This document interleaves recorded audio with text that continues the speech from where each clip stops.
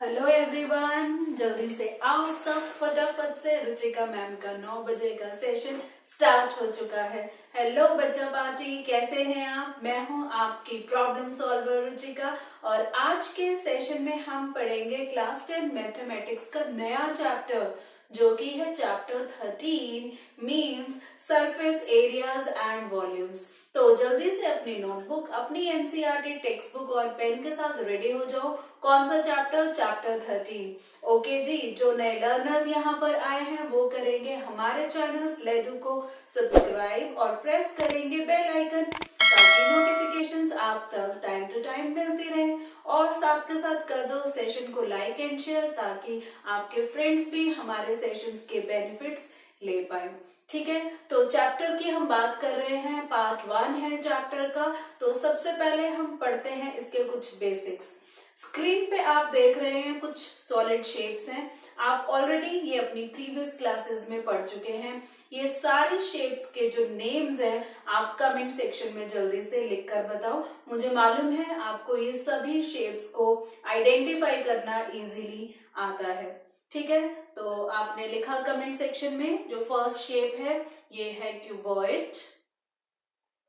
Okay, cuboid की अगर हम बात करें तो क्यूबॉइड में जो डायमेंशंस होती हैं वो भी लिख डालो।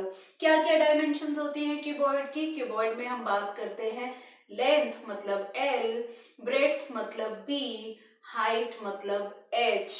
और अगर लेंथ, ब्रेड्थ, हाइट तीनों की वैल्यूज अगर सेम हो जाती है तो उस सॉलिड शेप को क्या बोलेंगे? ये भी कमेंट सेक्शन में लिख लो।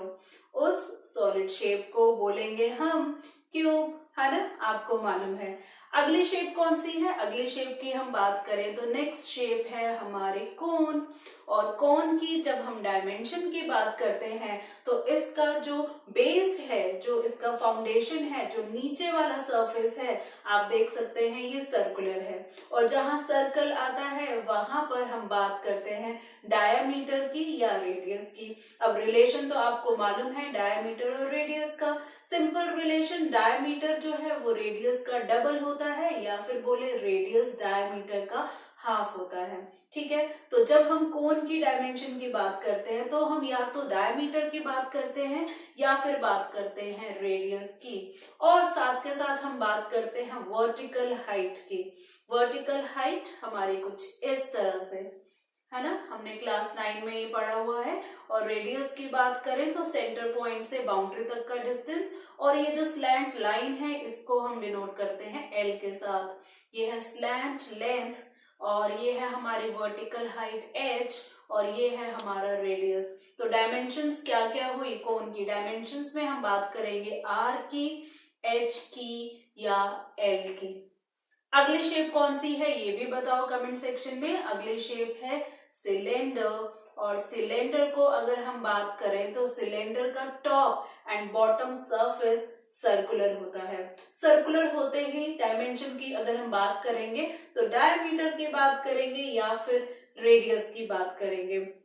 और साथ के साथ इस सिलेंडर की हम distance from one surface to another surface, कौन सा? Circular surface.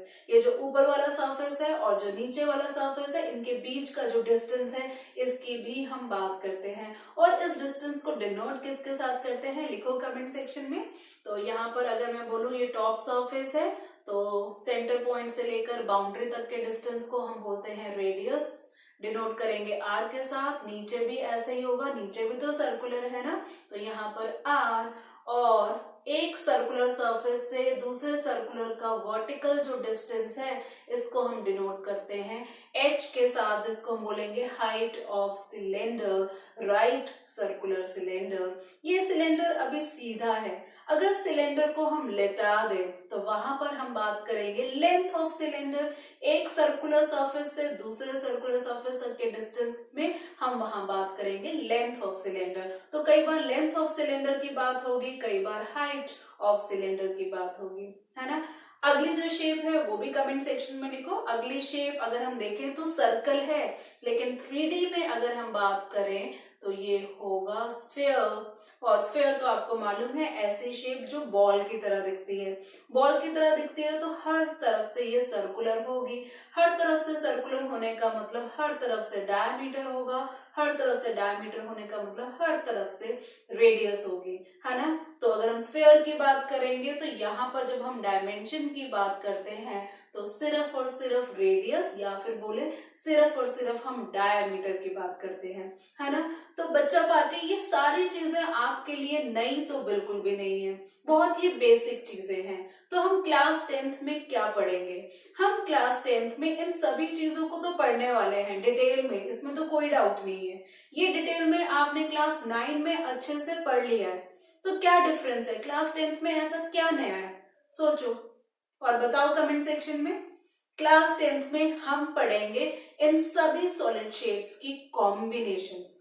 हम क्या करेंगे, एक सॉलिड शेप को दूसरे सॉलिड शेप से कर देंगे कंबाइन, या फिर क्या करेंगे एक सॉलिड शेप को कर देंगे मेल्ट और बनाएंगे नई शेप। क्ले से तो बहुत खेले होंगे आप, है ना। तो किया है कभी आपने क्यूबॉइड को स्फेयर को सिलेंडर, अलग अलग शेप्स। तो वो सारी चीजें आज हम इस चैप्टर में इंट्रोड्यूस करेंगे और धीरे धीरे डिफरेंट पार्ट्स में उनके ऊपर बेस्ड क्वेश्चंस को सॉल्व करेंगे। ठीक है बच्चा पार्टी, तो करते हैं स्टार्ट। आज के सेशन में हम जैसे ऑलरेडी बेसिक चीजों की तो बात कर ही चुके हैं, नेक्स्ट हम बात करेंगे कॉम्बिनेशंस ऑफ सॉलिड। यही तो पढ़ना है हमने पूरे चैप्टर में। तो अपनी एनसीईआरटी बुक खोल के देखो, ये जो फिगर है ना आपकी बुक की ही फिगर है। क्या दिख रहा है, ये क्या हो सकता है? ऑयल टैंक्स होते हैं ना, इस तरह से जो ट्रक्स हैं वो ऑयल टैंक्स को लेके जाते हैं एक जगह से दूसरी जगह। रियल लाइफ जो चीजें हैं यहाँ पर हम बात करेंगे। तो ये शेप अगर हम देखें तो ये शेप किस तरह की है, देखो, सोचो, समझो और कमेंट सेक्शन में ये शेप के कॉम्बिनेशन लिख डालो। शेप्स वही रहेंगी, हो सकता है क्यूबॉइड हो सकता है कोन हो सकता है सिलेंडर हो सकता है स्फेयर हो। स्फेयर से मुझे याद आया क्लास 9 में हमने स्फेयर को हाफ करके भी पढ़ा हुआ है ना। याद आया कुछ? लिखो कमेंट सेक्शन में, अगर स्फेयर को हम हाफ कर देते हैं तो उसका क्या नाम होगा? जल्दी से लिखो कमेंट सेक्शन में, या फिर मैं भी आपको यहाँ लिखकर बताती हूँ। उस हाफ स्फेयर को हम बोलते हैं हेमी स्फेयर। याद आया? तो हेमीस्फेयर भी हम इस चैप्टर में देखेंगे। तो कई तरह की डिफरेंट शेप्स हम देखेंगे, सॉलिड शेप्स देखेंगे, लेकिन एक से दूसरे में कंबाइन होते हुए देखेंगे। ठीक है, तो इस वाले ट्रक में ये जो ऑयल टैंक है इसमें कौन कौन सी शेप्स इंक्लूड हो रही है तो देखा जाए, आगे हम बात करते हैं। आपके बुक में भी ये एक्सप्लेन्ड है। तो बेसिकली क्या है आप देख सकते हैं, यहाँ पर एक सेंटर में सिलेंड्रिकल शेप ली गई है और दो हेमीस्फेयर्स लिए गए हैं। ये दोनों हेमीस्फेयर्स को अटैच करके फाइनली ये जो शेप बनी है यही शेप है हमारी इस ऑयल टैंक की, है ना। तो है ना इंटरेस्टिंग ये चैप्टर। आगे अगर हम बात करें, ये बताओ क्या है? बहुत बार देखा आपने स्कूल की लैब्स में। कौन सी लैब में? केमिस्ट्री लैब में। क्या है ये? Test tube. क्या शेप हो सकती है इस टेस्ट ट्यूब की? सोचो और बताओ मुझे कमेंट सेक्शन में कि ये जो शेप है एग्जैक्टली किस तरह दिखती है।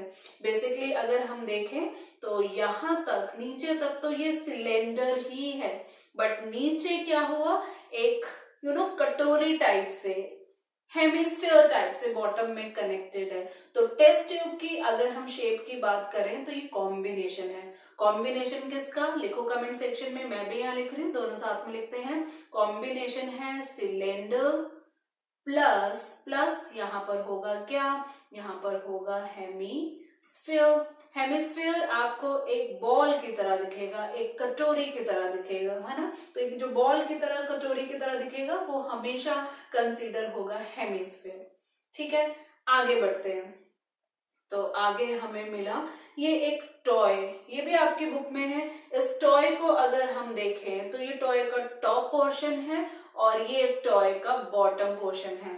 दोनों को ज्वाइन किया और हमारा टॉय रेडी। तो क्या शेप है इस टॉय की? देखा जाए तो टॉप वाला शेप है वो शेप क्या है? कोन का, है ना। और बॉटम वाला शेप वही कटोरी वाला, मतलब कि हेमिस्फीयर। तो इन दोनों को अटैच करके बनाया ये हमारा टॉय। तो टॉय की शेप हम इजीली आइडेंटिफाई कर सकते हैं क्या? Cone plus hemisphere. तो ऐसे से ही क्वेश्चंस हम पढ़ने वाले हैं इस पूरे चैप्टर में। करना क्या है, एक शेप को दूसरी शेप से कंबाइन करना है। तो ये जो चैप्टर 13 है, डिफरेंट डिफरेंट एक्सरसाइज है। आज हम जो एक्सरसाइज के एग्जाम्पल्स स्टडी करेंगे, एक्सरसाइज तो बाद में, जो इसके एग्जाम्पल स्टडी करेंगे हम, एग्जाम्पल 1 से स्टार्ट होंगे, उसके बाद 2, 3, 4 के बाद एक्सरसाइज 13.1। और आपको मालूम है मेरे एग्जाम्पल सीधे नहीं चलते हैं, मेरी एक्सरसाइज भी सीधी नहीं चलती है, मैं हमेशा कंबाइन करती हूँ कुछ क्वेश्चंस को। ठीक है, तो अभी हम इनिशियली जो स्टडी करेंगे, ऑब्वियसली एक्सरसाइज 13.1 स्टडी करेंगे और इसके जो पहले एग्जांपल्स हैं वो स्टडी करेंगे। तो अपने बुक में एक बार अच्छे से देख लो, ये जो 13.1 एक्सरसाइज है और जो इससे पहले एग्जाम्पल्स है ना, ये सारे क्वेश्चंस सरफेस एरिया के ऊपर बेस्ड है। क्लास 9 में आपने क्या किया था, सरफेस एरिया के लिए डिफरेंट एक्सरसाइज पढ़ी थी, फिर वॉल्यूम के लिए डिफरेंट एक्सरसाइज पढ़ी थी, बहुत लंबा चैप्टर था, है ना, क्लास 9 में। तो क्लास 10 का चैप्टर भी कोई खास छोटा नहीं है, ये भी लंबा है, लेकिन 13.1 एक्सरसाइज और इससे पहले के सारे एग्जाम्पल सारे बेस्ड हैं सरफेस एरिया के ऊपर। और सरफेस एरिया किसका, इन्हीं सॉलिड शेप्स का।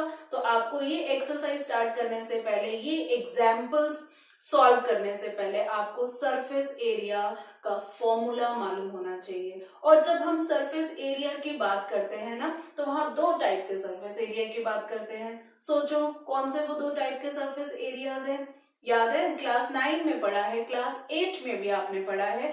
ये वही सरफेस एरियाज हैं जो may be total surface area होंगे या लेटरल सरफेस एरिया होंगे। और अगर सॉलिड शेप आपकी कर्व्ड वाली है तो लेटरल की जगह हम क्या बोलते हैं, कमेंट सेक्शन में लिखो फटाफट, आपकी नॉलेज तो चेक होनी चाहिए ना। यस, ये है curved surface area. Curved surface area जहां पे जो शेप्स हैं कर्व वाली हैं, अगर सीधी वाली हैं तो वहां पर हम टर्म यूज करते हैं लेटरल सरफेस एरिया। और अगर हम पूरे सरफेस एरिया की बात करें तो उसे हम क्या बोलते हैं, टोटल सरफेस एरिया। ये थोड़ा सा कंफ्यूजन लग रहा है आपको, क्लास 9 में भी ये कंफ्यूजन आप पहले से ही झेल के आए हो, मुझे मालूम है। क्लास 8 से ही स्टार्ट हो गया था ये टीएसए, एलएसए, सीएसए का खेल। और मैं यहाँ पे बताना चाहूंगी कि इस चैप्टर में सबसे अच्छे से अंडरस्टैंडिंग चाहिए फॉर्मूला की।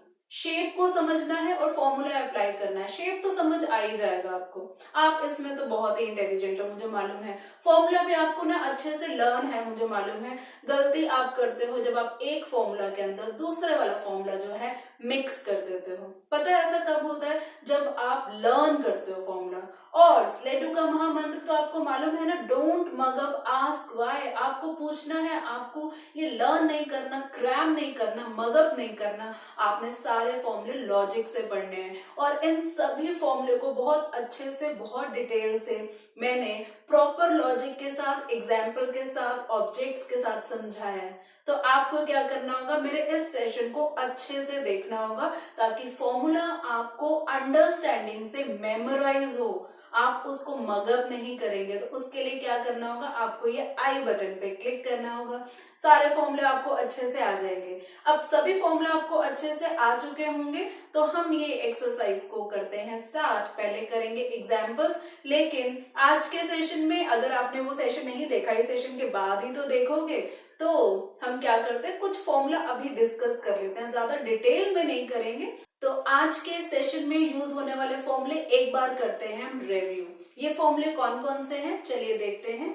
लेट्स डिस्कस फॉर्मूले ऑल अबाउट सरफेस एरियाज। फिर से हमारी सारी शेप्स आ चुकी हैं, तो जल्दी से बच्चा पार्टी इन सभी शेप्स को करो रिकॉग्नाइज। तो पहली शेप कौन सी है बताओगे, पहली शेप है क्यूबॉइड की, है ना। नेक्स्ट वाले शेप की अगर हम बात करें तो नेक्स्ट शेप है क्यूब। इससे नेक्स्ट वाले शेप लिखो मेरे साथ साथ आप भी कमेंट सेक्शन में। नेक्स्ट जो थर्ड नंबर पे है ये है सिलेंडर, नंबर 4 पे है कोन, नंबर 5 पे है स्फीयर और नंबर 6 पे है हेमिस्फीयर। ठीक है, तो सारी शेप्स हमारे पास आ चुकी हैं और आज के सेशन में हम सिर्फ डिस्कस करेंगे एरिया का। और अगर एरिया की बात करें तो दो टाइप का एरिया होगा, एक होगा टीएसए और दूसरा होगा एलएसए। Slash CSA। जल्दी से TSA, LSA, CSA की फुल फॉर्म भी लिख डालो कमेंट सेक्शन में, जहां पे TSA का क्या मतलब है, क्या फुल फॉर्म है। TSA stands for total surface area और LSA stands for lateral surface area. And last में CSA की अगर हम बात करें तो CSA stands for curved surface area, जहां पे LSA एंड CSA बेसिकली तो मतलब सेम है, लेकिन जब अलग अलग शेप्स आती हैं तो इनके नाम बदल जाते हैं। अगर स्ट्रेट लाइंस वाली शेप है तो वहां पर कंसीडर होगा LSA, अगर कर्व्ड लाइंस वाली शेप है तो वहां पर कंसीडर होगा CSA। तो बताओ क्यूबॉइड में हम क्या स्टडी करेंगे। क्यूबॉइड में हम स्टडी करेंगे, सीधा सीधा होता है ना, तो क्यूबॉइड में हम स्टडी करेंगे LSA। क्यूब में भी LSA, लेकिन सिलेंडर में कर्व्ड होता है तो वहां पर बोला जाएगा CSA। और कोन की अगर बात करें तो वो भी तो कर्व्ड होती है, CSA, है ना। स्फेयर और हेमिस्फेयर की बात करें तो ये भी कर्व्ड होते हैं, CSA ही यहाँ पर हम बात करेंगे। तो LSA की बात होगी क्यूब एंड क्यूबॉइड में। अब बात आती है कि LSA और CSA, ये तो क्लियर हो गया, लेकिन TSA और CSA में क्या डिफरेंस है, TSA और LSA में क्या डिफरेंस है, मालूम है तो कमेंट सेक्शन में लिखो। फटाफट क्लास 9 में पढ़ा है आपने, और जब आप मेरे ये फॉर्मूला वाला सेशन देखोगे तो वहां पे तो अच्छे से मैंने एक्सप्लेन किया ही है। अभी फटाफट से कमेंट सेक्शन में लिख डालो कि क्या डिफरेंस है। डिफरेंस ये है कि जब हम टोटल सरफेस एरिया की बात करते हैं तो पूरे ऑब्जेक्ट का, पूरे सॉलिड शेप के हर तरफ के सरफेस को इंक्लूड किया जाता है, लेकिन जब हम LSA या CSA की बात करते हैं तो टॉप रिमूव कर देते हैं, बॉटम भी रिमूव कर देते हैं, और जो बच जाता है बस वही हम बात करते हैं, तो उस चीज को बोला जाता है LSA या CSA। मान लो एक कमरे में आप हो और कमरे का जो है फर्श चला गया और छत भी चलेगी, तो बच जाएंगी 4 दीवारें। तो ये जो 4 दीवारें बच गई हैं, जो 4 वॉल्स बच गई हैं, ये है लेटरल सरफेस एरिया, है ना। सिलेंडर की अगर हम बात करें, सिलेंड्रिकल शेप की अगर बात करें तो टॉप निकाल दें, बॉटम निकाल दें तो एक पाइप की तरह दिखेगा, यही पाइप हो जाएगा सिलेंडर का क्या, CSA। सिंपल। तो ऐसे ही क्वेश्चंस में हम डिस्कस करेंगे और आइडेंटिफाई करेंगे टॉप एंड बॉटम है या नहीं है तो TSA हो जाएगा, नहीं है तो CSA हो जाएगा। ठीक है, ये सभी फॉर्मूले पढ़े हैं आपने क्लास 9 में, और आप मेरे फॉर्मूला सेशन में तो देखोगे, तो वहां पे आपको क्लियर हो जाएगा। तो बताओ क्यूबॉइड का TSA मतलब टोटल सरफेस एरिया क्या होता है, कमेंट सेक्शन में मेरे साथ लिखो। ये होता है twice of LB plus BH plus HL, और अगर हम LSA की बात करें तो ये होता है twice of L plus B into height, है ना। लॉजिक के साथ जरूर पढ़ना मेरे सेशन में, ओके।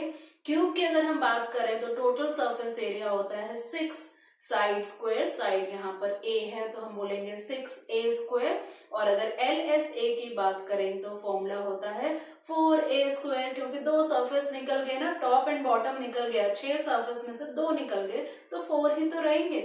ठीक है, सिलेंडर की बात करें तो पहले मैं यहाँ बात करती हूँ CSA की, जिसका फॉर्मूला है 2πRH, और अगर इसमें टॉप एंड बॉटम ऐड कर दिया जाए मतलब 2πRH, top and bottom circular होता है, सर्कल का एरिया πr² होता है, 2 बार πr² ऐड करेंगे तो ये हो जाएगा 2πr²।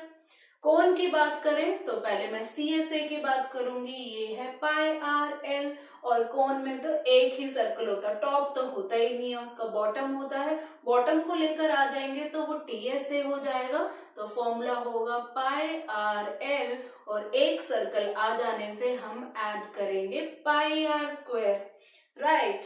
आगे अगर हम बात करें किसकी, स्फीयर की बात करें, तो इसका जो टोटल सरफेस एरिया होता है वही कर्व सरफेस एरिया होता है, क्योंकि एक ही तो सरफेस है, उसे ही रिमूव कर दोगे तो बचेगा क्या। तो इसका TSA और CSA होता है बिल्कुल सेम, और ये होता है 4πr², दोनों के दोनों हैं बिल्कुल सेम। और अगर इस स्फीयर को हम काट दें तो ये आधा सरफेस रह जाएगा, मतलब 4πr² का बन जाएगा 2πr², और इसका अगर हम टॉप की बात करें तो सर्कल बन जाएगा टॉप अगर प्रेजेंट है तो वो हो जाएगा टोटल सरफेस एरिया, मतलब 2 pi are square plus pi are square, या फिर सिंपली बोलूं मैं 3 पाई आर स्क्वायर, और अगर CSA की बात करें तो ये होगा 2 पाई आर स्क्वायर। जल्दी से ये सारे फॉर्मूले एक बार अच्छे से समझ लो, और इसका डिटेल एक्सप्लेनेशन तो आप देखोगे मेरे सेशन में। तो आई होप आपको ये सारे फॉर्मूले अच्छे से आते हैं। बट इस एक्सरसाइज के क्वेश्चंस 13.1 एक्सरसाइज के क्वेश्चंस और इससे पहले जो एग्जाम्पल्स हैं उनमें हम ये सारे सॉलिड शेप्स अकेले अकेले नहीं पढ़ेंगे, कंबाइन करके पढ़ेंगे। तो हम हैं आप रेडी? जल्दी से देखें हम क्वेश्चन, कौन सा क्वेश्चन आता है, चलिए चेक करते हैं। आ गया है एग्जाम्पल। कौन सा एग्जाम्पल? एग्जाम्पल 1। मैं बताना चाहूंगी आज के सेशन में हम क्या करते हैं, एग्जाम्पल्स ही पढ़ते हैं। एग्जाम्पल जब हमें अच्छे से समझ में आ जाएंगे तो हम बात करेंगे एक्सरसाइज 13.1 की, लेकिन एग्जाम्पल्स में वही उठाऊंगी जो मैंने कैटेगराइज किया है। पहले आप एक बार कैटेगरी समझ लो। 13.1 एक्सरसाइज के क्वेश्चंस और इससे पहले 4 एग्जाम्पल्स है, एग्जाम्पल्स 1 2 3 4। इन चारों एग्जाम्पल्स और 13.1 एक्सरसाइज के सारे क्वेश्चंस को मैंने 2 कैटेगरी में डिवाइड किया है। किस तरह से? जब एक सॉलिड शेप दूसरी सॉलिड शेप के साथ कंबाइन होंगे तो कॉम्बिनेशन को 2 तरह से यहाँ पे दिया गया है। पहला कॉम्बिनेशन क्या है कि एक ऑब्जेक्ट के ऊपर दूसरा ऑब्जेक्ट रखा गया है। जब एक ऑब्जेक्ट के ऊपर दूसरा ऑब्जेक्ट रखेंगे तो क्या होगा, टोटल जो हमारा ऑब्जेक्ट बनेगा, टोटल जो हमारी फाइनल फिगर बनेगी वो बड़ी बनेगी, मतलब ये ऐड हो जाएगी, उसकी हाइट जो है ऐड हो जाएगी। हाइट जरूर ऐड होगी, लेकिन उसमें जो हम कंबाइन करेंगे फॉर्मूला वो मे बी प्लस हो सकता है, मे बी माइनस हो सकता है। इसका ये मतलब नहीं है कि फॉर्मूला प्लस होगा। क्या होगा फॉर्मूले में चेंजेस, वो हम शेप देख के ही चेक करेंगे, लेकिन डेफिनेटली मेरी कैटेगरी 1 के वो क्वेश्चंस होंगे जहां पर एक ऑब्जेक्ट दूसरे ऑब्जेक्ट के ऊपर सरमाउंटेड होगा। सरमाउंटेड मतलब उसके ऊपर वो फिक्स्ड होगा, ठीक है। दूसरी कैटेगरी की जो मैं बात कर रही हूँ, दूसरी कैटेगरी क्या है, एक ऑब्जेक्ट है और क्या किया जा रहा है, उस ऑब्जेक्ट में कुछ चेंजेस किया जा रहा है। उसमें क्या किया जा रहा है, कुछ स्कूपिंग की जा रही है। जैसे कि हम जब आइसक्रीम का जो ऊपर जो उसका आइसक्रीम की चॉकलेट एंड ऑल फिल करते हैं ना, तो हम क्या करते हैं, स्कूपिंग करके फिर उसके ऊपर डालते हैं। तो स्कूपिंग जहां से कर रहे हैं तो वहां कुछ खड्डा कर रहे हैं। तो बेसिकली क्या है, कैटेगरी 2 में ऐसे क्वेश्चन स्टडी करेंगे जहां पे गिवन सॉलिड शेप में से कुछ कटिंग वगैरह हो रही है। तो कटिंग होने से उसकी शेप चेंज हो जाएगी, और किस तरह से चेंजेस आएंगे उस शेप में वो हम कैटेगरी 2 में पढ़ेंगे। तो आज हम स्टार्ट करेंगे कैटेगरी 1, और कैटेगरी 1 में हम बात करेंगे जब एक ऑब्जेक्ट दूसरे ऑब्जेक्ट पे होता है। क्या अभी मैंने एक वर्ड यूज किया ना, देखो कमेंट सेक्शन में जिसने अच्छे से सुना था, इस वर्ड को बोलते हैं सरमाउंटेड। एक ऑब्जेक्ट के ऊपर दूसरा ऑब्जेक्ट क्या होगा, फिक्स्ड होगा, ठीक है। तो आज हम जो एग्जाम्पल्स पढ़ेंगे ये सरमाउंटेड वाले ही एग्जाम्पल्स पढ़ेंगे, ठीक है। तो देखो एग्जाम्पल 1 स्टेटमेंट पढ़ते हैं। Rashid got a playing top लट्टू। लट्टू तो आपने देखा होगा, प्लेइंग टॉप है ना, as his birthday present, which surprisingly had no color on it. ओहो, ये तो बहुत बोरिंग हो जाएगा, है ना। He wanted to color it with his crayons. उसको क्रेयॉन से उसे कलर करना है, कलरफुल बनाना है, ठीक है। The top is shaped like a cone. अभी बोला था ना मैंने वर्ड surmounted, आ गया। Surmounted by a hemisphere. See figure 13.6। जल्दी से फिगर देखो, आपकी बुक में है या स्क्रीन पे भी दिख रही है। तो क्या बोला गया है, the top is shaped like a cone surmounted by a hemisphere। मतलब कोन है, कोन के ऊपर हेमिस्फेयर है। सरमाउंटिंग किसने की है, सरमाउंटेड बाय अ हेमिस्फेयर। तो नीचे वाले शेप आप देख सकते हैं कोन है, और ऊपर वाले शेप है हेमिस्फेयर। तो हेमिस्फेयर क्या है, सरमाउंटेड है कोन के ऊपर। इस तरह से कि कोन का जो डायमीटर है और जो हेमिस्फेयर का डायमीटर है बिल्कुल सेम है, तभी तो वो सरमाउंटेड है, फिक्स्ड है उसके ऊपर। ये आइडेंटिफिकेशन आपने जरूर लेनी है कि डायमीटर और रेडियस दोनों के दोनों ऑब्जेक्ट्स, मतलब कोन दिख रहा है और हेमिस्फेयर दिख रहा है, दोनों का जो डायमीटर एंड रेडियस क्या है वो होगा इक्वल। ठीक है, आगे पढ़ते हैं स्टेटमेंट। आगे वो बात कर रहे हैं the entire top is 5 centimetre in height. पूरा का पूरा टॉप मतलब हेमिस्फीयर और कोन दोनों को मिला के जो हाइट है वो कितनी है, 5 सेंटीमीटर है। And the diameter of the top is 3.5 centimetre, मतलब हेमिस्फीयर का भी डायमीटर 3.5 है और कोन का भी डायमीटर 3.5 है। तो रेडियस कितनी हुई, रेडियस हुई 3.5 डिवाइडेड बाय 2। ठीक है, अब करना क्या है, find the area he has to colour, take pi equal to 22/7। Top यहाँ पे है मतलब कि कोन के ऊपर हेमिस्फेयर है, बच्चे को कलरिंग करनी है तो कहाँ कहाँ कलरिंग करेगा, पूरा बाहर बाहर कलरिंग करेगा, अंदर तो करेगा नहीं, है ना, अंदर से कुछ कटा तो है नहीं कि अंदर उसका हाथ चला जाएगा, तो बाहर बाहर कवर करेगा। अगर कोन की बात करेंगे तो बाहर बाहर कलर होगा, हेमिस्फेयर की बात करेंगे तो बाहर बाहर कलर होगा। तो इसका ये मतलब हुआ कि टीएसए तो बिल्कुल नहीं होगा, है ना। तो यहाँ पर हमें क्या करना है, कोन का लेना है सीएसए, हेमिस्फीयर का भी लेना है सीएसए और दोनों को करना है ऐड, जिससे क्या होगा, कलरिंग प्रॉपर अच्छे से हो जाएगी पूरे के पूरे टॉप पे। ठीक है, तो मतलब आप समझ चुके हैं यहाँ पे हमें क्या करना है, दो फिगर्स को कंबाइन करना है। पहली फिगर कोन, दूसरी फिगर हेमिस्फीयर, दोनों का क्या लेना है, कर्व सरफेस एरिया, और फाइनली क्या करना है, दोनों को ऐड कर देना है। तो लॉजिक तो यहाँ पे हो गया क्लियर। करते हैं सॉल्यूशन स्टार्ट। ठीक है, तो सॉल्यूशन में पहले गिवन थिंग्स लिख लें ताकि अच्छे से हम फॉर्मूला में वैल्यूज को अप्लाई कर पाए। ठीक है, तो हम सबसे पहले बात करेंगे कोन की। तो कोन का हमें क्या गिवन है यहाँ पे, डायमीटर, तो हम लिखेंगे डायमीटर, आप भी लिखो मेरे साथ साथ अपनी नोटबुक में, डायमीटर ऑफ द कोन। कितना डायमीटर गिवन है, ये गिवन है 3.5 सेंटीमीटर। तो इसका मतलब ये हुआ, this implies that radius of the cone, radius को आर लेते हैं और ये होगा 3.5/2 सेंटीमीटर। सॉल्व बाद में कर लेंगे। ठीक है, और अगर हम कोन की बात करें तो यहाँ पर कोन की हाइट भी तो मालूम होनी चाहिए, तो हम लिखेंगे हाइट ऑफ द कोन। मालूम है कितनी हाइट होगी कोन की, height of the cone, cone की हाइट होगी, ये जो टोटल टॉप है उसकी हाइट में से हेमिस्फीयर को रिमूव कर देते हैं। अब हेमिस्फीयर जो है हॉरिजॉन्टली भी हम डायमीटर रेडियस से पढ़ते हैं और वर्टिकली भी डायमीटर एंड रेडियस से पढ़ते हैं, है ना। तो हाइट ऑफ द कोन यहाँ पर कितनी होगी, हम यहाँ बात करेंगे 5 जो एंटायर हमारी हाइट है, माइनस माइनस क्या करेंगे, माइनस करेंगे रेडियस, है ना। यहाँ पर अगर मैं फिगर में दिखाऊं, यहाँ पे 3.5 सेंटीमीटर अगर डायमीटर है तो रेडियस होगी 3.5/2, है ना। तो यहाँ से लेकर ये रेड पॉइंट दिख रहा है आपको, रेड पॉइंट यहाँ से लेकर ये दूसरा रेड पॉइंट, ये डिस्टेंस होगा आर, और यही डिस्टेंस हमने सब्ट्रैक्ट करना है ताकि हमें मिल जाए ये कोन की हाइट। ये तीसरा रेड डॉट दिखाया मैंने और ये डॉटेड वाली जो लेंथ में दिखा रही हूँ ये हाइट है। ठीक है, और ये जो यहाँ पर हमारा एल हो जाएगा स्लैंट लाइन, लेंथ हो जाएगी। तो एच की वैल्यू की मैं यहाँ बात कर रही हूँ, तो एच की वैल्यू क्या होगी, 5 माइनस रेडियस मतलब 3.5/2, और अगर हम यहाँ पे ले एलसीएम 2 तो ये हो जाएगा 5 2 10 माइनस 3.5, करो सब्ट्रैक्ट, सब्ट्रैक्ट करके हमें मिला 6.5/2, डिवाइड करो 6.5 को 2 से, ये हमें मिलेगा 3.25 सेंटीमीटर। तो यहाँ पर हमारा जो h है हम बोल सकते हैं आ गया 3.25 सेंटीमीटर। h किसका, कोन का। अब जहाँ पे कोन का हमारा r आ चुका है, h आ चुका है, CSA की हमने बात करनी है तो डेफिनेटली L हमें मालूम होना चाहिए। तो पहले क्या करते हैं, L की वैल्यू फाइंड करते हैं, आप भी फाइंड करो।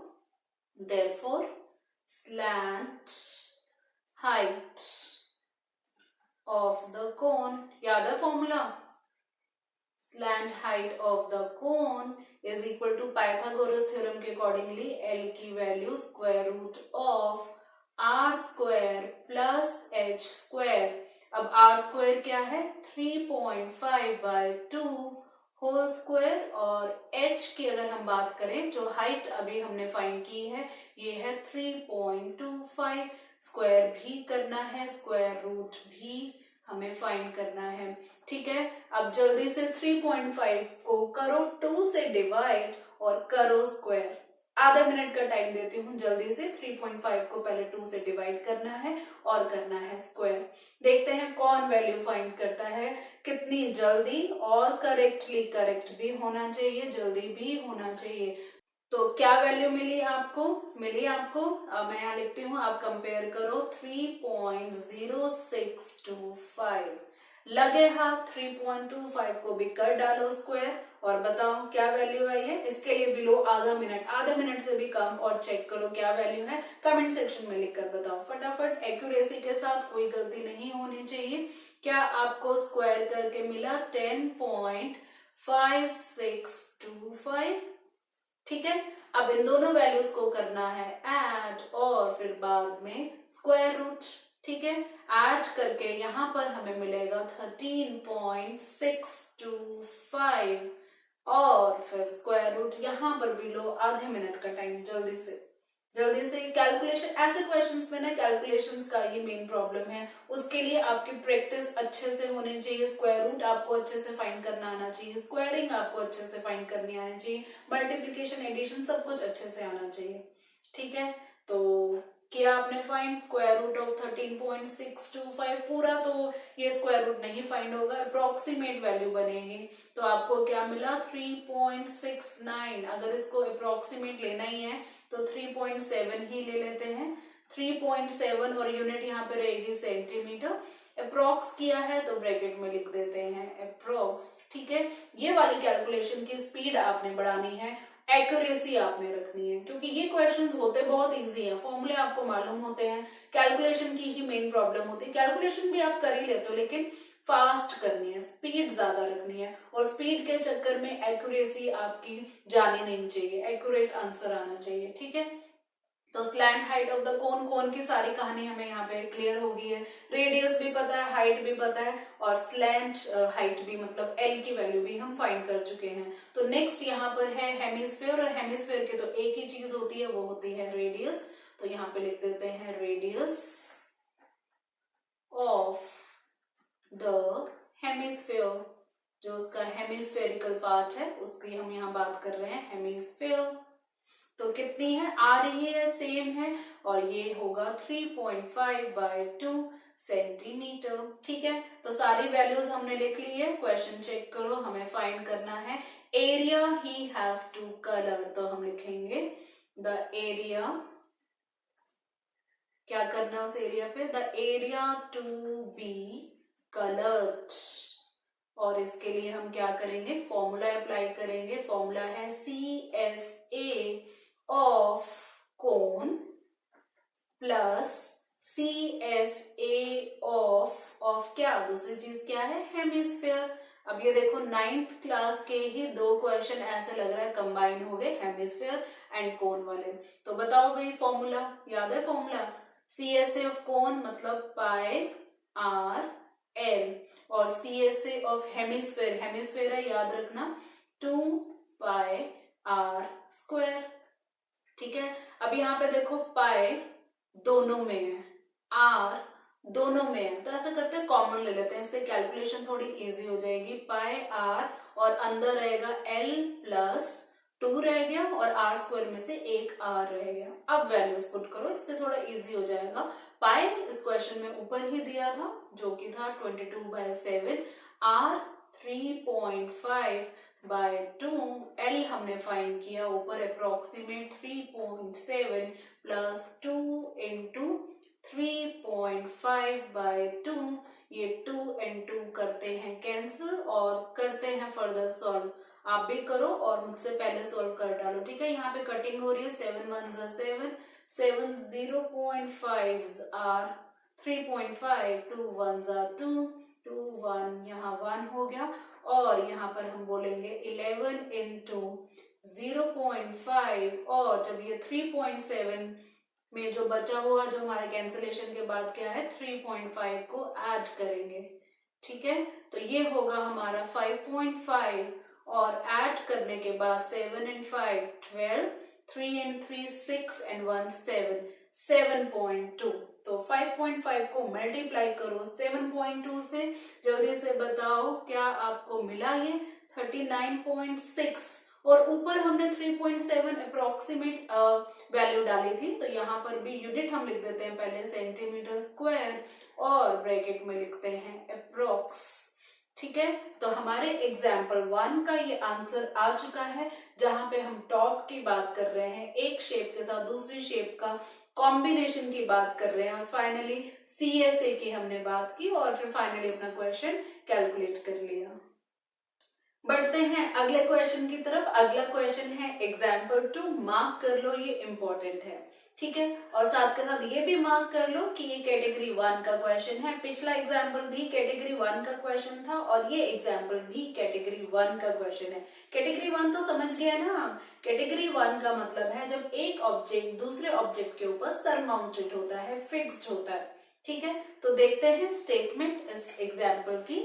The decorative block shown in figure 13.7 is made of two solids, a cube and a hemisphere. इस क्वेश्चन में दो सॉलिड हैं, एक है क्यूब और दूसरा है हेमिस्फेयर।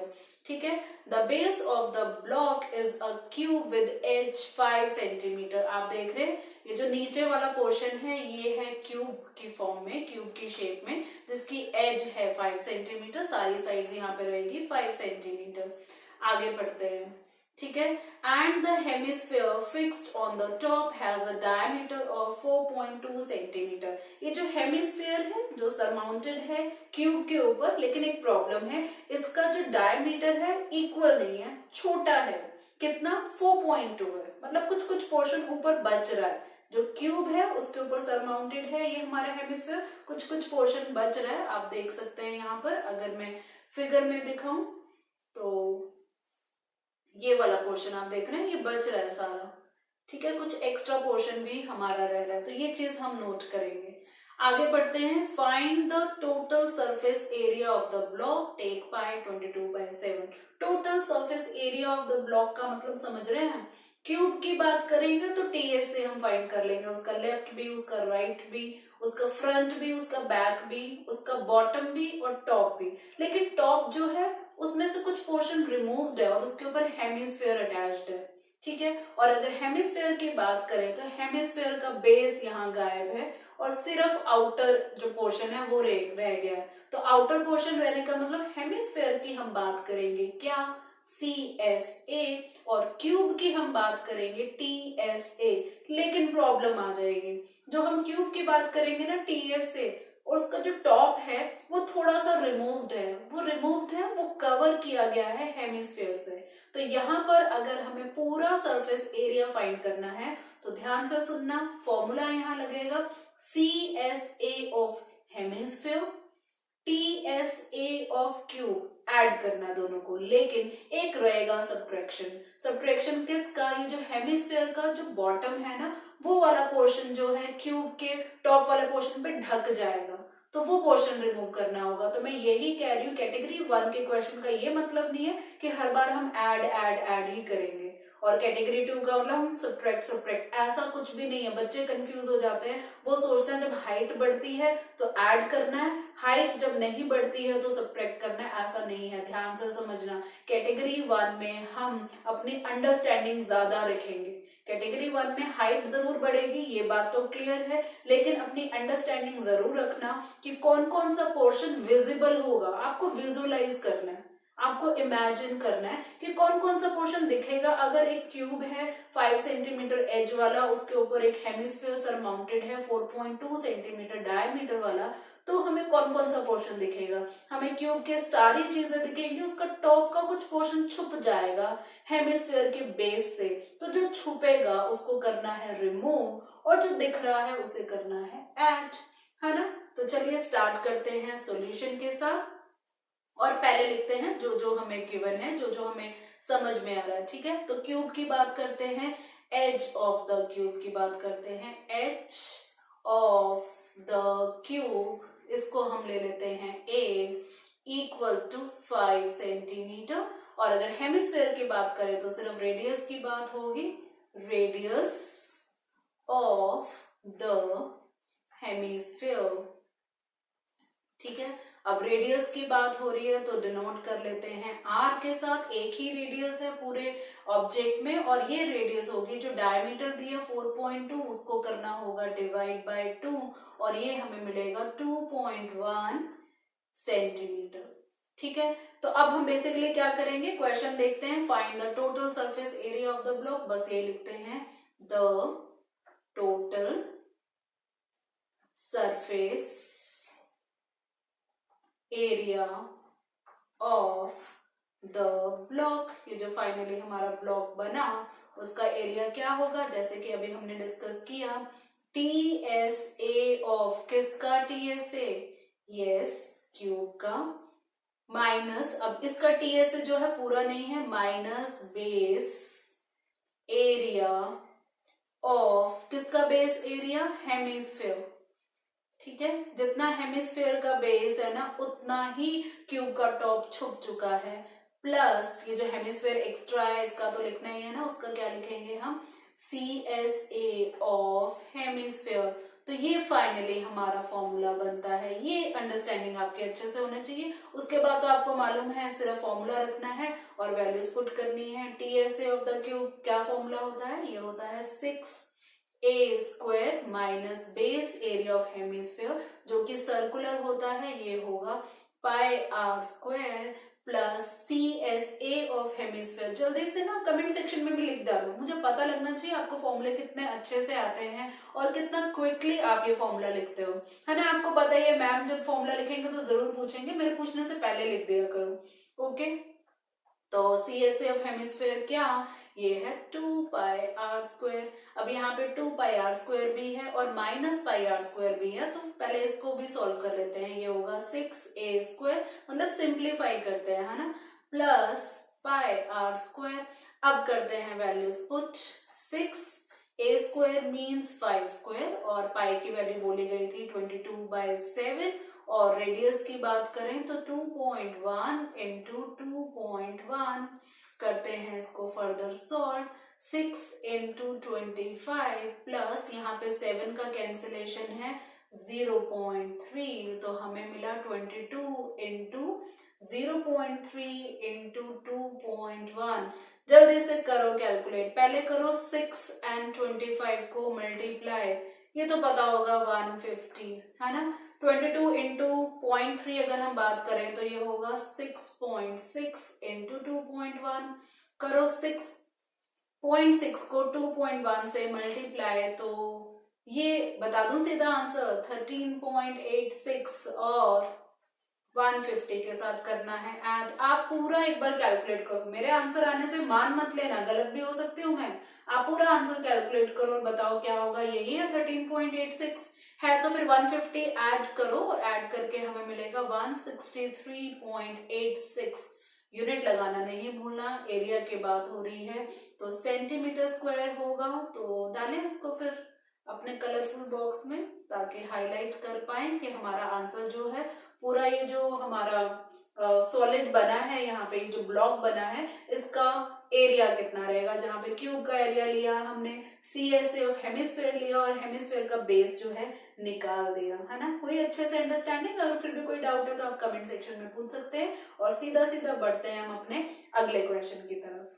नेक्स्ट क्वेश्चन है क्वेश्चन 3, ये भी इंपॉर्टेंट है, मार्क कर लो और देखते हैं क्या स्टेटमेंट है। स्टेटमेंट है a wooden toy rocket. Okay, अब रॉकेट आ चुका है, right, is in the shape of a cone. Rocket के शेप तो आपको मालूम है ना, ऊपर से कोन होता है, माउंटेड ऑन अ सिलेंडर, पतली सी इसकी सिलेंड्रिकल सी एक पाइप होती है, नीचे ऊपर कोन होता है ना।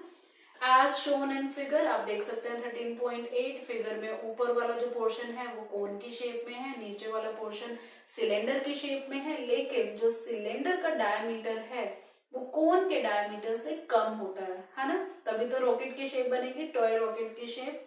ठीक है, आगे बढ़ते हैं। The height of the entire rocket is 26 centimeter, while the height of the conical part is 6 centimetre. Figure में दिखा रखा है, अगर कोन की हाइट की बात करें तो 6 सेंटीमीटर है, पूरे रॉकेट की हाइट की बात करें तो 26 है, तो सिलेंडर की हाइट कितनी होगी, माइनस करोगे ना, 26 - 6 मतलब 20, है ना, 20 सेंटीमीटर। आगे स्टेटमेंट पढ़ते हैं। The base of the conical portion has a diameter of 5 centimetre. मैंने अभी बताया जो कोन का डायमीटर है वो बड़ा है, सिलेंडर का डायमीटर छोटा है, और यहाँ पे इन्होंने मेंशन कर दिया है कोन का डायमीटर इन्होंने 5 बोला है, while the base diameter of the cylindrical portion is 3 centimetre. नीचे पतला है और ऊपर जो चौड़ा है कितना है 5 सेंटीमीटर ऊपर कोन का और नीचे सिलेंडर का 3 सेंटीमीटर क्या diameter. If the conical portion is to be painted orange, paint करना है, लेकिन अलग अलग यहाँ पेंट होने की बात हो रही है। देखो कॉनिकल पोर्शन को ऑरेंज पेंट करना है, ऊपर जो है ऑरेंज होगा, मैं लिख भी देती हूँ, ठीक है, ऊपर होगा ऑरेंज, ओके। और आगे अगर बात करें, आगे क्या बोला है, and the cylindrical portion yellow, नीचे वाले पोर्शन को करना है येलो, इस तरह से पेंट करना है, ओके। तो and find the area of the rocket painted with each of these colours, take pi 3.14, इस बार पाई 22/7 ने लेना है, 3.14 लेना है। तो पूरे रॉकेट में ऊपर वाला पोर्शन जो है, कोन वाला पोर्शन है, वो पेंट करना है ऑरेंज, सिलेंड्रिकल पोर्शन को पेंट करना है येलो। अब सोचो जब हम पेंट करने लगेंगे ना, तो कोन का कौन सा पार्ट पेंट करेंगे, एक तो करेंगे आउटर वाला मतलब CSA, और अगर इसके बॉटम को पेंट करने लगेंगे ना, बीच में सिलेंडर उसके इंसर्ट हो जाएगा, तो मतलब बॉटम जो है वो पूरा पेंट नहीं होगा। और इसकी बेटर अंडरस्टैंडिंग के लिए एक और छोटा सा डायग्राम यहाँ शो हो रहा है। ये पता है किसका डायग्राम है, ये जब कोन को हम नीचे से देखेंगे ना, नीचे तो सिलेंडर है, जब कोन को नीचे से देखेंगे तो एक रिंग की तरह दिखेगा। आउटर वाला डायमीटर कोन का है और इनर वाला डायमीटर किसका है, सिलेंडर का है, 3 सेंटीमीटर एंड 5 सेंटीमीटर, ठीक है। तो जब हम इसको ऑरेंज पेंट करने लगेंगे तो कोन का होगा पेंट सरफेस एरिया, कौन सा, कर्व्ड सरफेस एरिया, और नीचे रिंग भी होगा। मालूम है आपको CSA ऑफ कोन क्या होता है, कमेंट सेक्शन में लिखो। और रिंग का एरिया भी अगर आपको याद है, पिछले चैप्टर 12 में भी पढ़ा है, वो याद है तो वो भी लिखो, ठीक है। अभी जब मैं फॉर्मूला लिखूंगी तब आप वेरीफाई कर लेना, वही कमेंट सेक्शन में बता दूंगी फॉर्मूला ठीक है या गलत है। देखते हैं कौन पहले आंसर करता है रिंग के फॉर्मूले के लिए, ठीक है, रिंग के एरिया के फॉर्मूले के लिए। तो हमें क्या करना है, जब ऑरेंज कलर के पेंट की बात आएगी तो हमें CSA फाइंड करना है कोन का और एरिया फाइंड करना है रिंग का, और दोनों को कर देना है ऐड, ठीक है। आगे उन्होंने बात की है कि येलो कलर करना है सिलेंडर में, तो सिलेंडर में कहाँ कहाँ कलर करेंगे, उसका टॉप तो चिपक गया कोन के साथ, तो रह गया उसका curve surface area, bottom circular है तो एक सर्कल का एरिया πr², और curve surface area of cylinder हम दोनों लेंगे और इस तरह से कैलकुलेट कर लेंगे, ठीक है। तो करें स्टार्ट सॉल्यूशन, ओके जी। तो सॉल्यूशन में हम सबसे पहले जो गिवन चीजें वो सारी फटाफट लिख देते हैं। पहले कोन की बात करते हैं, तो कोन की अगर हम बात करें तो हम पहले लिखेंगे हाइट ऑफ द कोन, ठीक है। अब हाइट ऑफ द कोन की बात करें, इसको हम डिनोट कर देते हैं स्मॉल h के साथ, क्योंकि इसकी हाइट कम है। क्वेश्चन में गिवन है ये 6 सेंटीमीटर, ठीक है, हाइट की बात होगी। नेक्स्ट हम बात करते हैं रेडियस ऑफ द कोन। अब इसकी रेडियस जो है सिलेंडर की रेडियस से बड़ी है तो कैपिटल R लिखते हैं, और ये है 5 सेंटीमीटर डायमीटर है तो ये हो जाएगा 5/2 सेंटीमीटर, ओके। जब हाइट की बात होगी, रेडियस की बात होगी, तो नेक्स्ट हम बात करेंगे स्लैंट हाइट ऑफ द कोन। किससे डिनोट करेंगे स्लैंट हाइट ऑफ द कोन, इसको डिनोट करेंगे L के साथ। फॉर्मूला आपको पता है, कमेंट सेक्शन में लिख दो फटाफट, इसका फॉर्मूला R² + H²। चलो जी, फिर हम वैल्यूज अप्लाई करते हैं। R² मतलब 5/2 होल स्क्वायर प्लस H² मतलब ये हो जाएगा 6², साथ के साथ स्क्वायर रूट भी। चलो जी बच्चा पार्टी कैलकुलेट करना स्टार्ट करो। 5/2 होल स्क्वायर हमें देगा 25/4 प्लस 6² हमें दे देगा 36, और स्क्वायर रूट साथ के साथ 25/4 मालूम है कितना होगा, ये होगा 6.25 प्लस 36, ओके। कर दो जी इसको ऐड करेंगे तो 0.25 तो 7 के 7, 6 and 6 12, 3 and 1 4, ये हो जाएगा स्क्वायर रूट में 42.25। बताओ स्क्वायर रूट ऑफ 42.25 क्या होता है? इतना तो लर्न होगा आपको, कुछ कुछ value square root and square की अच्छे से लर्न होनी चाहिए। ये होता है 6.5, है ना। 65 स्क्वायर होता है 4225, तो ये हो गया 6.5 और यहाँ पे यूनिट रहेगी क्योंकि स्लैंट हाइट फाइंड की है तो 6.5 सेंटीमीटर। ठीक है, तो कोन की सारी चीजें यहाँ पर आ चुकी है। अब कोन को ना पेंट भी कर देते हैं। कौन सा पेंट करना, कौन सा कलर?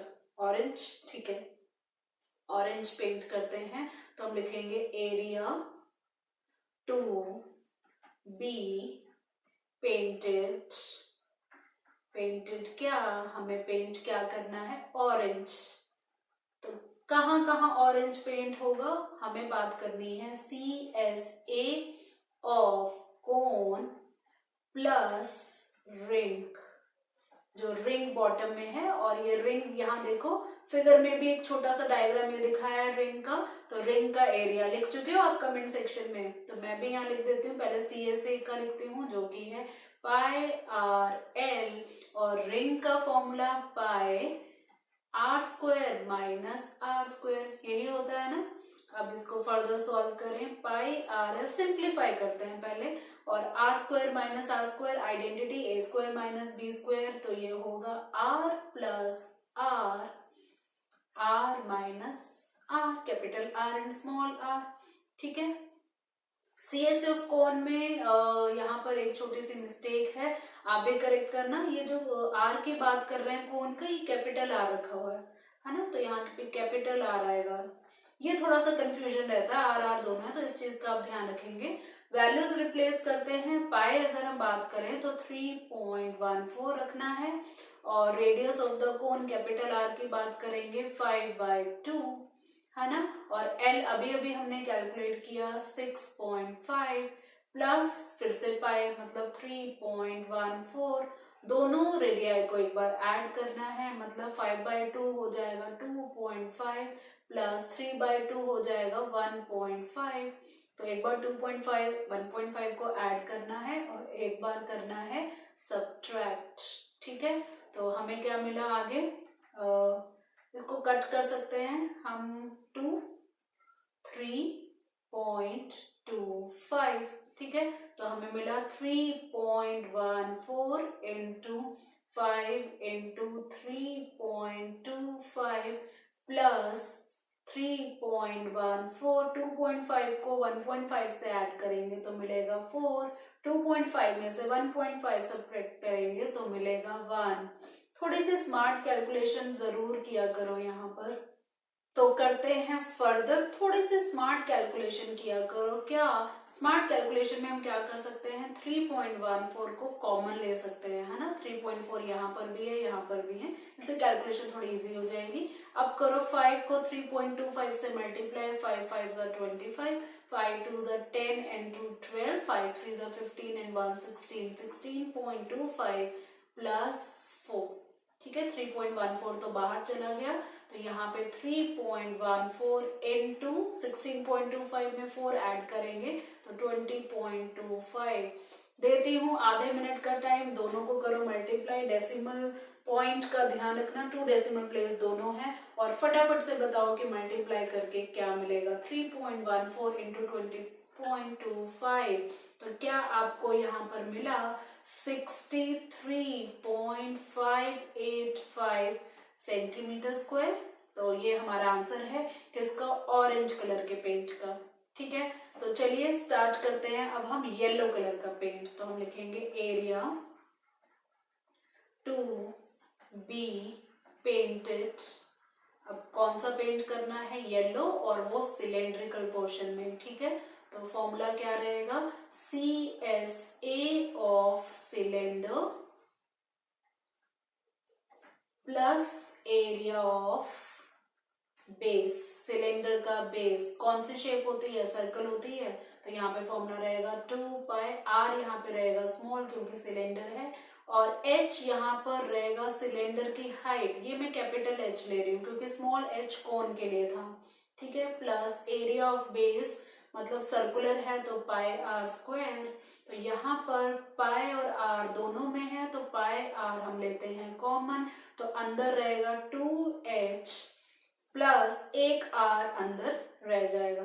ठीक है, तो फर्दर अगर हम वैल्यूज पुट करें, पाई की वैल्यू हमें पुट करनी है 3.14 और स्मॉल वाला रेडियस मतलब 3.5 का हाफ 1.5 ट्वाइस ऑफ, अब यहाँ पे हम h की बात कर रहे हैं ना, कैपिटल H की बात कर रहे हैं, हाइट ऑफ सिलेंडर हमने इनिशियली डिस्कस किया था 26 माइनस 6 मतलब 20 is the height of cylinder, तो रखते हैं हम 2 इंटू 20 प्लस आर तो 1.5, कर दो further solve, 3.14 into 1.5, 2 into 20 40 and plus करेंगे 1.5 तो ये हो जाएगा 41.5।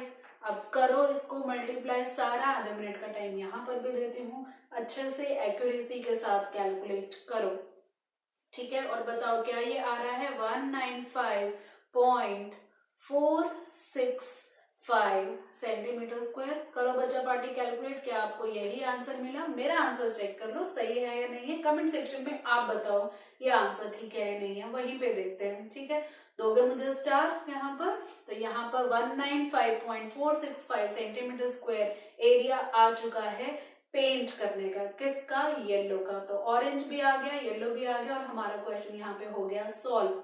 काफी क्वेश्चन सॉल्व कर लिए हैं, क्वेश्चन तो खास नहीं किए हैं लेकिन अंडरस्टैंडिंग काफी हो गई है। कैटेगरी 1 के क्वेश्चंस जब एक ऑब्जेक्ट दूसरे ऑब्जेक्ट के ऊपर सरमाउंटेड होते हैं। अभी जो अगला एग्जाम्पल है ना, ये कैटेगरी 2 का है, एग्जाम्पल 4। तो इस एग्जाम्पल को करने से पहले हम करेंगे सॉल्व एक्सरसाइज 13.1, लेकिन आज नहीं कल।